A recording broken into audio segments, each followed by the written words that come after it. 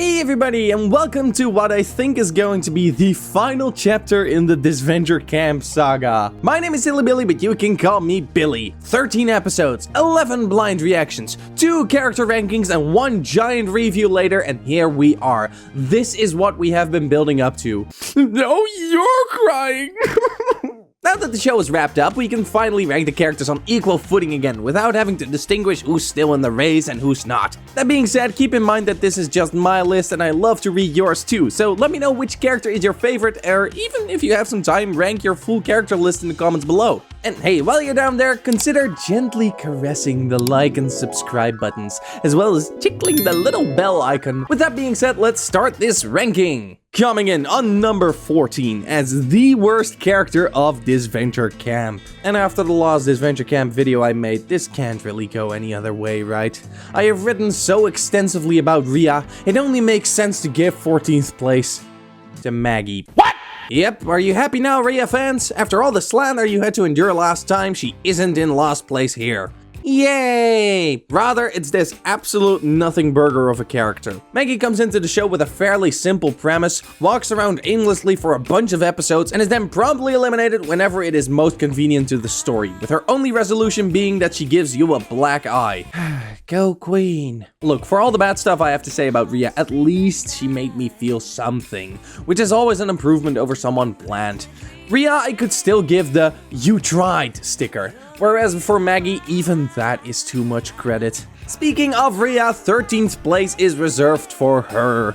If you want to hear my full thoughts on this character, make sure to check out the previous review. But to keep it short, Riya is basically 2 separate characters who flow over into each other about as well as water and oil. The character does have a lot of potential, but all of it is wasted by the weird pacing they took for this character throughout. Not the worst overall, but definitely the most poorly handled. With Riya out of the way, things become quite a bit harder. That being said, 12th place is going to Tess.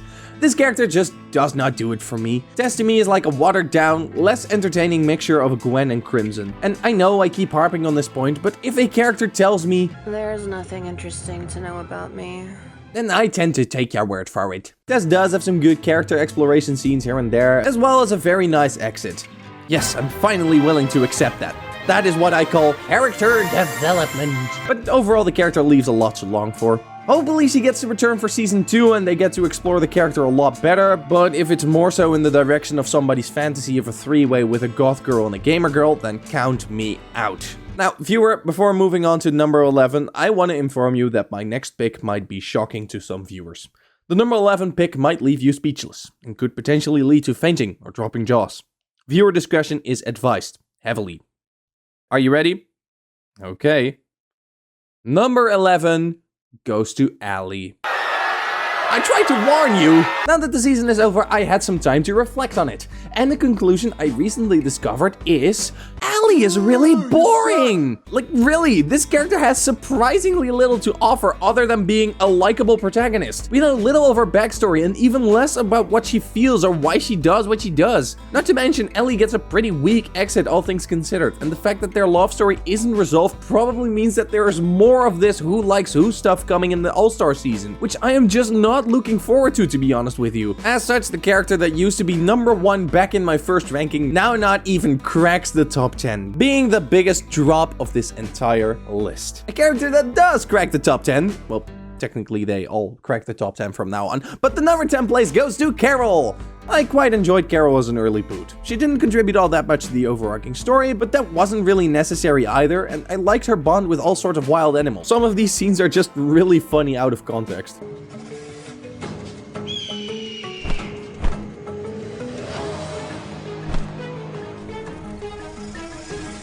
Carol returning halfway throughout the season was nice too, because it meant that the show could finally have an antagonistic force, something it had been greatly missing ever since Yule's elimination and James's redemption arc. Her goal's pretty straightforward too. James and Aiden got her kicked out, so now she's got to return the favor. However, it's the missed potential from this arc that keeps her on the lower half of this list. Carol only gets to hang around for 2 episodes, after which she is promptly eliminated because she breaks a leg. By whom, you may ask? I mean, you're probably not, since I'm guessing you watched the entire season and you already know who did Anyway, it's Aiden!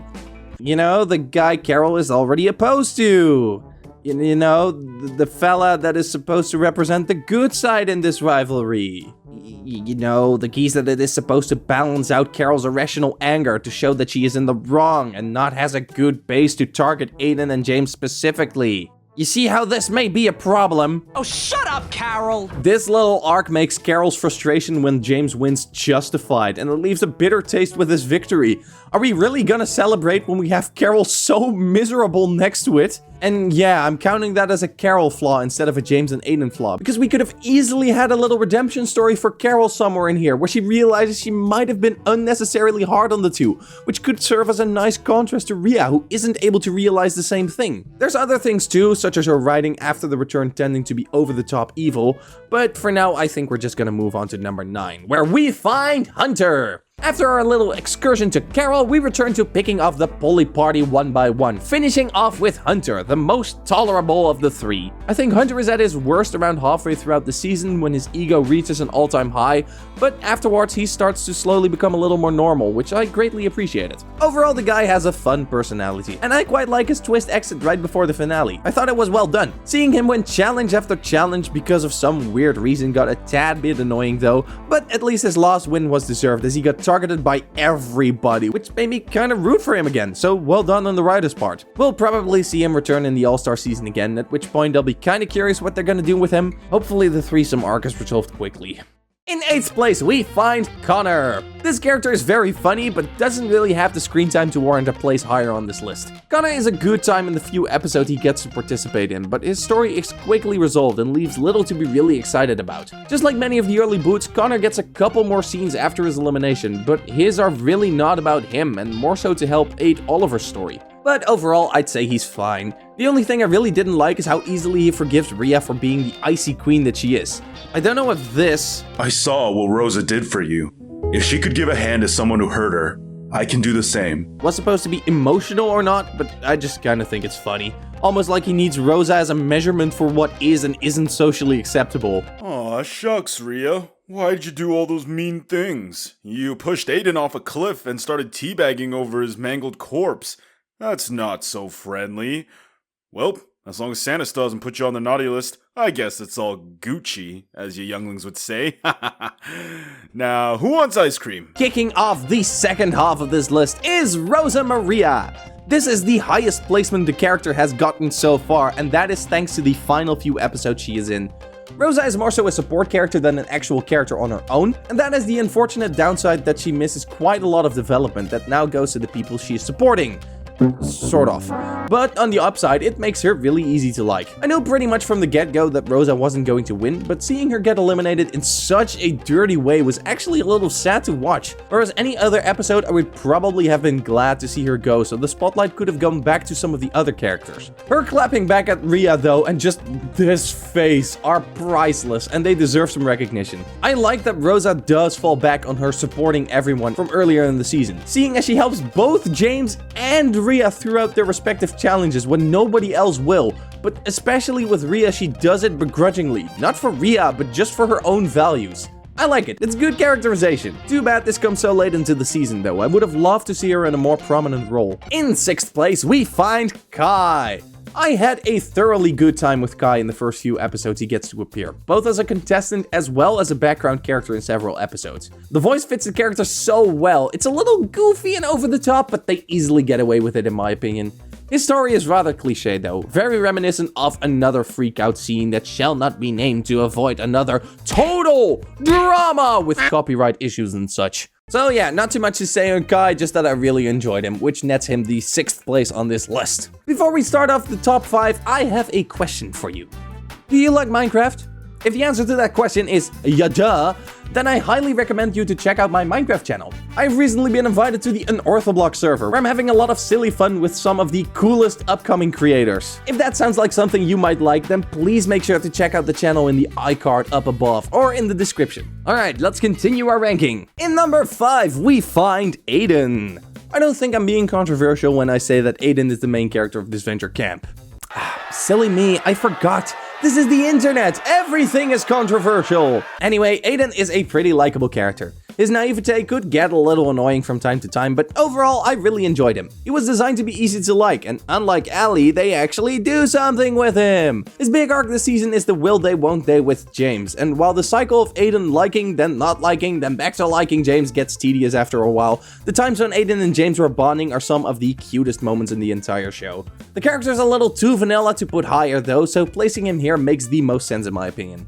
Giving the number 4 position to Lake. I think out of all the characters this season, Lake had the most potential, and I hope most to see her in the second season.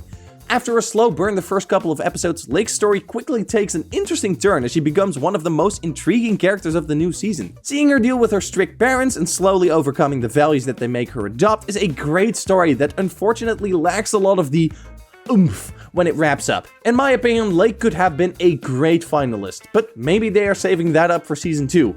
Or who knows, maybe she is evil all along. We head into the top 3, where the bronze medal goes to Oliver. I honestly really like Oliver, and I think the arc that they have with him and Crystal is a really fun side story to the contest. Seeing Oliver go from a traumatized intern to a guy who isn't afraid to bite back a little is just a fun direction to take this character in. Oliver gets all of his development outside of the contest itself too, something which I always appreciate. Seeing him promoted at the end of the season was cute too, a nice ending to his little story arc. Is he the best character? Nah. But honestly, a lot of the characters have something that brings them down a couple of places, and I can't really say that for Oliver, so the character ends up taking 3rd. Which means yes, the 2 slimy weasels of this season are at the top of my list. Starting with the character we all love to hate, in 2nd place we find Yule. And I think that about perfectly sums up this character for me. Yule is so over the top annoying that you really want to see him fail, and they give you the absolute satisfaction in a really gratifying way. This character had one job, to be as annoying as humanly possible. He served as the main antagonist, or more like the main nuisance, of the first half, and is promptly dropped shortly after.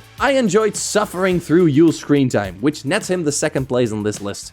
But in number 1, we find the main man himself, James.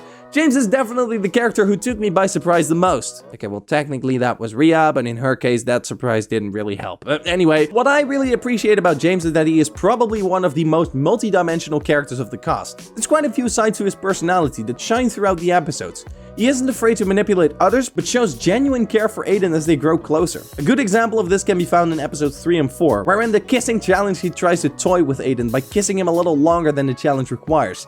But then when the next challenge reveals that that was actually Aiden's first kiss, he seems remorseful that he took that first kiss opportunity from him. James isn't flawless himself either, especially because of his will they won't they with Aiden that goes back and forth more than a car turning into a narrow corridor, but ultimately I appreciate that he got to take the win. I was honestly expecting him to go out for several episodes in a row, but them not going with Aiden as the obvious winner was a nice twist in my opinion. Ultimately, I, and say it with me now, really like James, which nets him the first place on this list. So what do you think? Who is Disventure Camp's best character? Is it Riya? Or do you have a valid opinion? As always, leave your thoughts in the comments. If you like Disventure Camp 2, then good news! If you didn't know, Season 1 is just around the corner. Yeah, Season 1 comes after Season 2, it's a little weird, but I am actually going to be voicing one of the hosts, so if you want to make sure that you don't miss out on any of it, make sure to subscribe to the Silly Billy channel. But for now, I thank you for watching. This has been Silly Billy, and remember that the best character is obviously Nina. Houdoe!